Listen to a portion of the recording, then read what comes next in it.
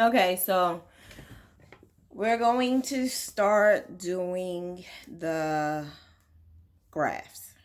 I got one simple graph. I uploaded it in the class. You should see it somewhere in there. Look in the photos, but it's the heart, which look like this. It's 20 by 20, so it's really simple. It's gonna be smaller than a dishcloth, but this is just something to get you guys in the motion to do the bigger one, which is the pillow. So we're gonna start with one color, and then we're gonna do three colors, and then you're gonna do your big pillow and show me your big shebang. But this would be perfect for the one color, so you could see how to change your colors and just do the daggone thing. But first, do you guys have rituals? I have a ritual. Every single time I crochet, I always put lotion on. I use this. This is Shea Moisture African black soap body lotion. Oh, I have the most ashiest hands. And when your hands are ashy, I don't know if it's, sometimes it can be hard on when you crochet, and I just like a evenly flow. I like to flow evenly, and when you, it's just something about putting lotion on or oils or something to just give your hands a little bit more groove, and that way you're not messing with your hands. I mean, I do it also because I have I have the autoimmune disease, and I get pain at times, so sometimes just doing this before I start helps a whole lot. So that's just a routine that I do. Maybe, if sometimes you're having a little rough time going in and out with your crocheting, try putting lotion on.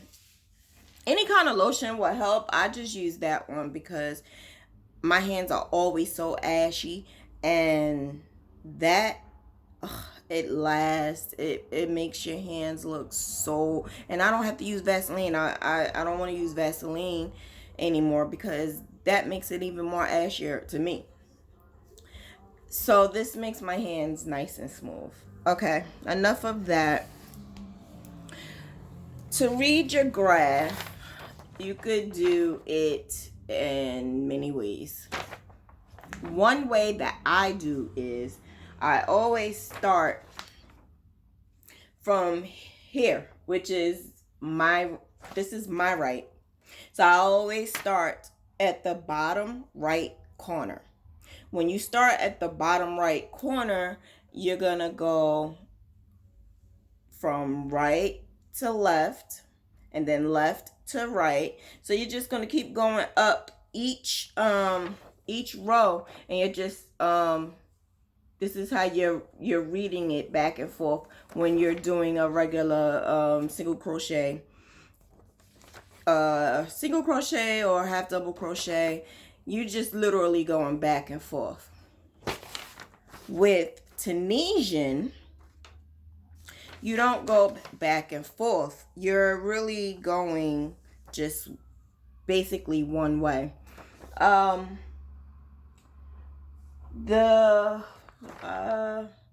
Well, I'll eventually get into that. You're only going one way with Tunisian. So you could use any graph. Don't let anybody tell you that you have to have a special graph. You don't. You could use any graph, any pattern with a picture that have this graph in the square, and you can see the actual picture, and it's a good picture. You could use any one for single crocheting, half double crochet, knitting, C2C, which I don't like, and corner to corner, and Tunisian simple stitch. You could use anyone.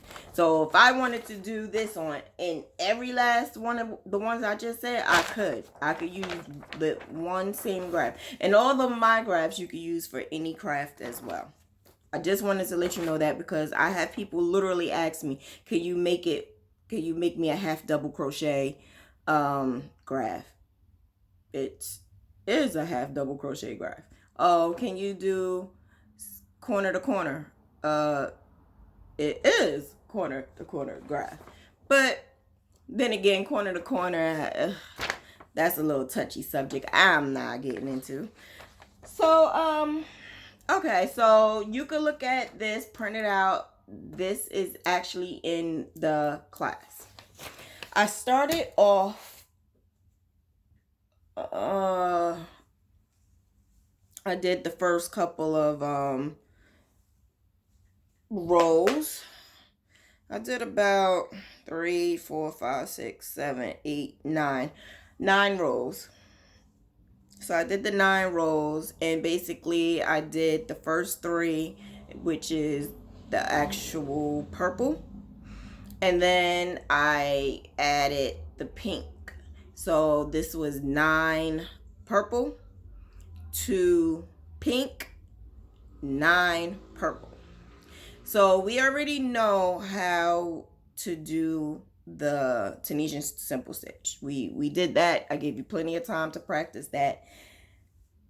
Everybody should know how to do that by now. Now we just need to add the other color. There's 3 different methods on adding colors. I am going to show you the 3 different methods, but I'm also going to explain to you that one of those methods is good for graph ganning. I will show you the other ones just in case you want to get a little fancy smancy and change up, on your extra spaces. If you have a lot of dead end, you could use the other color changes. That's up to you if you want to do that. I think it might look pretty. I've really never did it before because I have orders. My orders doesn't allow me to. But one day I think I'm going to play around with it and try it. But I'm going to show you. So the first one we're going to do is the solid, which is exactly what we're looking at right now. The actual solid color change. I want you guys to get the concept of what we're actually doing, because once you get the concept and you understand what we're actually doing and what's actually happening, you could get it in your head a little bit better what we're actually doing.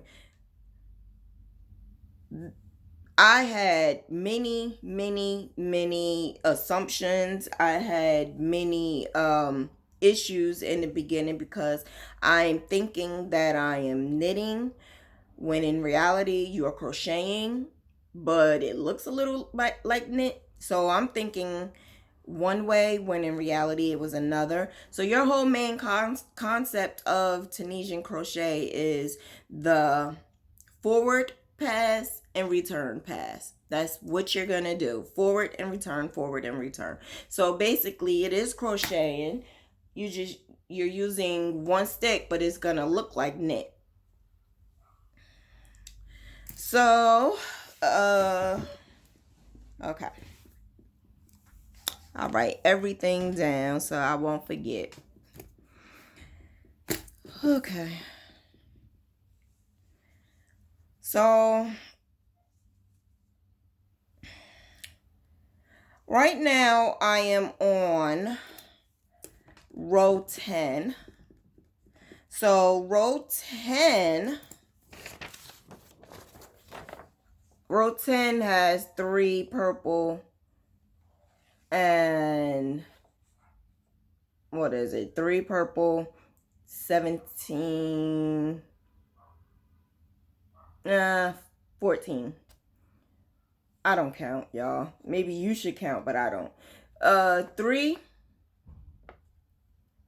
purple and 14 pink, and then 3 purple again. That's where I'm at right now. So the next line is 2 purple, and then you're gonna add 2 on each side. You're gonna add, 1 on each side, because basically it's going up in an angle. So you're gonna have the 2 purple and the, what is it, 14? Actually, it was 17. Shauna, just count it. 1, 2, 3, 4, 5, 6, 7, 8, 9, 10, 11, 12, 13, 14, 15, 16. 16. 16 pink and 2 purple. That's going to be the same thing for 4 rows. 1, 2, 3, 4. Yeah, for 4 rows. So you're going to be basically doing the same thing for 4 rows. Okay. So I am the first loop on your hook is always counted as 1. So this you're always going to use as number 1. Then we're going to go into the next one. It's going to be 2 on your hook. 2 loops on your hook. What we're going to do is change the color. You're going to pick up the next color, drop this color, but when you do it, you're going to make sure you're like crisscrossing it, because you're going to make sure that it locks in place. Now, if anybody knows my little pop lock and drop it, it's similar, not the same, but similar. And what I'm going to do is we're going to pick up a loop. We're going to pick up the other color, and that's going to be on your hook. When you do it, just make sure that you're you lock this in place and you put it down, and then you keep on going until we get to the other side. So you're going to have these colors on your hook, which in my case is the pink, and we need 16.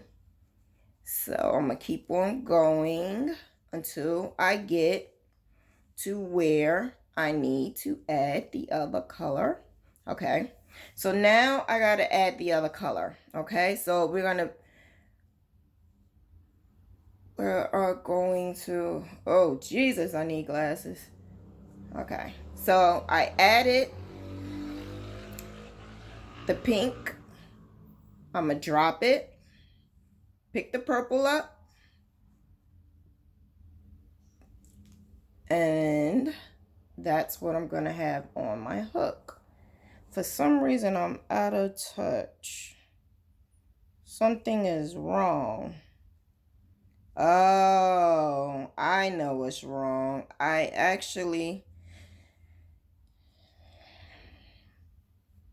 know exactly what is wrong. I missed a loop when I was doing this. Okay. I missed the loop. So 2 purple,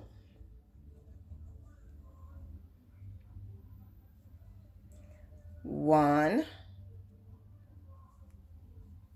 2, 3, 4, 5, 6, 7, 8, 9, 10, 11, 12, 13, 14, 15, 16.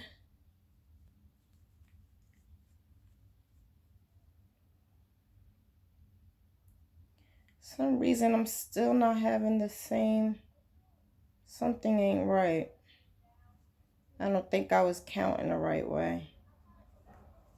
But anyway, I'm gonna still show you how to do it.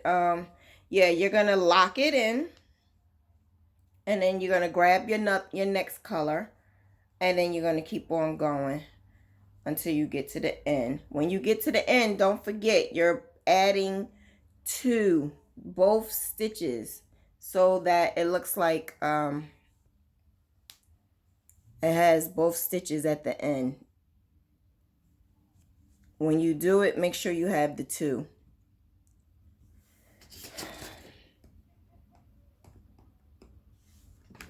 Okay, so make sure it has the two at the end so that your ends will be nice and stable. It won't be loopy. And what you're going to do is pull through the two,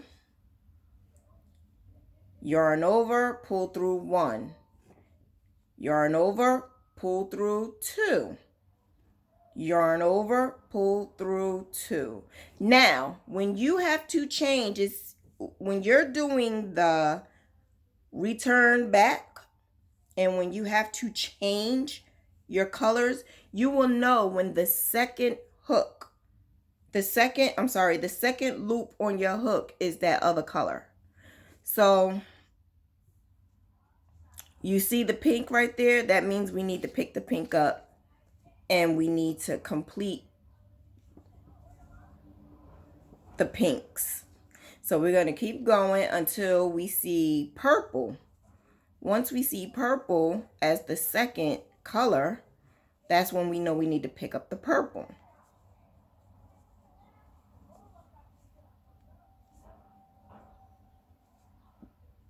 So once you see the purple, drop that, pick this up, and complete. Now, I lost stitches in here, but I'm not, I see exactly where I lost it at, right in here. I would suggest to fix it, but I'm just trying to, I'm trying to show you guys how to do the colors. I'll show you later on, like how to fix and how you, fix the errors and stuff. If there's any errors, there's certain ways that you could do it. Okay, so this is how the back should look. This is the back. It should be like a nice smooth transition, because make sure when you are changing your colors that you lock it in and tug, like pull it a little bit, because you don't want any holes in between. You want your color change to look like the rest of your work, so you don't have any gaps. And I don't have any gaps. You just gotta lock it in and make sure that they are meshing together. Now, as you can see, this is curling. It used to annoy me, but it doesn't as much. What you can do, I think I mentioned in the last video, have a larger hook. And at this time, I only have this size hook because I can only use the Afghan hook with I can only use the Afghan hook. I'm sorry, the window is open. I can only use the Afghan hook with this handle, or else I'm gonna have pains in my thumb. So as of right now, this is the only size I have, which is an I. If I would have used a J or a K to start my foundation, my chains, and then the foundation should be with a larger hook, at least 1 to 2 size larger, so that the curling isn't as much. And then when you start in your pattern, then you go to your regular hook that you're going to use. So we did that on the graph. We need to do 3 more. So I'm going to show you again. Always count this as number 1, 2, drop, pick up, and then we're gonna do the pink.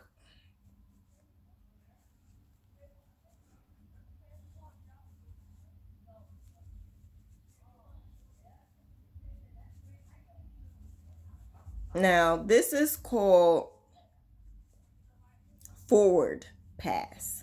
So you're going forward with the forward pass, and we are coming to the next color change. Pick the purple up and 2. Now remember, this edge right here, that's a number as well. We count both ends. So you always are gonna count the very first loop, which always stays on the hook, and the very last one, which we go in at the edge. These two are always counted. Don't just be careful with that, because some people don't count it and then you end up with a miscount, or you might lose counts, or it might be loops or holes. So just be careful with that. Always add it. So I'm going into both. Now, as you can see, what I'm doing is I'm kind of like pushing the 2 loops onto the hook until it gets in there. Once it gets in there, it's very easy. What you need to do is, when you're crocheting, make sure you don't crochet too tight, because you could get this edge in and it could look nice and clean. Just make sure you don't do this edge too tight. And what I mean by that is this part right here. You're going to yarn over, pull through the stitches, which is the 2 loops, yarn over, pull through 1. That's it. Don't even pull on it real tight or anything. That's it. Then you're going to yarn over, pull through 2. Now when you pull through 2, I lift it up a little bit so that this part is raised up a little. So here I am lifting it up a little because I don't want it to be too tight. So when I come back and do my forward pass again, when I am actually going in here to complete the stitch, it's not too hard. So I lift it up a little, yarn over, pull through 2. When you do that, you're going to end up with this pink. So we need to switch it, pull it up, yarn over, pull through, and then you're gonna go all the way until you get to the purple again. I'm gonna do it one more time so you can see again how the transition is. Just make sure when you're doing it, you're doing 2 at a time. The only time you're doing 1 is the very first one right here at the edge. That's the only time you're doing 1. All the rest of them are 2 at a time. So the second one on this hook is purple. So that means we need to change colors. We're locking in that pink, picking up the purple, and we're going through 2. And we're completing 2. And I will do it one more time. 1, 2. Then you're going to keep going into the pink. And just keep on going in the forward pass. This is forward pass. Your forward pass should be going forward all the way till you get to the end.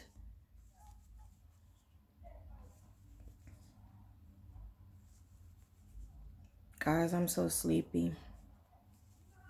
I'm so tired. I'm just so busy nonstop. Okay, so we got to the purple. Switch. So what you're going to do is cross this pink over and pick up the purple. Yeah, that's basically locking it down. You're going to go in to the purple, pull up a loop, and then we're going into the side. That's going to complete. Like I said, all I'm doing is using this finger and using this as my guide, and I'm going to push it through. I don't know if you can see it, but I'm literally pushing it through the 2 at the end, and then I'm pushing it with this finger as well until I get it on the hook. And here you go, you have it, the 2 on the hook. And what we're going to do is, once we get into the 2 on the hook, yarn over, pull through that stitch, yarn over, pull through 1, yarn over, pull through 2, and drop the purple, pick up the pink, and you're going to continue. Make sure you pull this down a little so that there isn't any. Oh man, I need my glasses. Yeah, make sure you pull down so that you don't have any holes in them. You don't want any holes.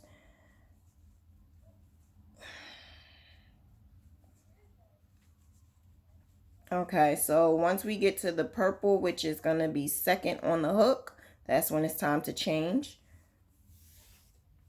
When you count, it's going to come up to the same count as well.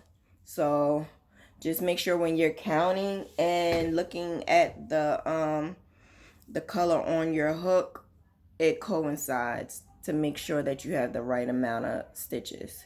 So you're going to pull through 1, pull through 2, and pull through 2 again. Okay. So that is how to do the solid colors. I'm going to show you how to do mixed colors. Let me okay. The mixed colors is basically, you're going to have the forward pass is going to have one color and the return pass is going to have another color. So when you do this, you're going to make sure that your forward pass is always going to have one color and your return pass is always going to have that other color. That's basically the gimmick to it. I wouldn't do it during the actual Grafghan. I would probably do it like maybe down here, like a couple of stitches before you start your picture, or like in the middle, like wherever there's dead space. I do a lot of scarves when I do these, and so at the bottom of the scarves, like on the sides, I usually do like maybe a couple of rows of the main colors, and doing this particular stitch would be a good idea. So basically, like I said, it's going to be this line is going to be one color, and then the return pass is going to be another color. So I'm going to do a couple real quick so you can see it, and then I'm going to show you how to do it. Hold on.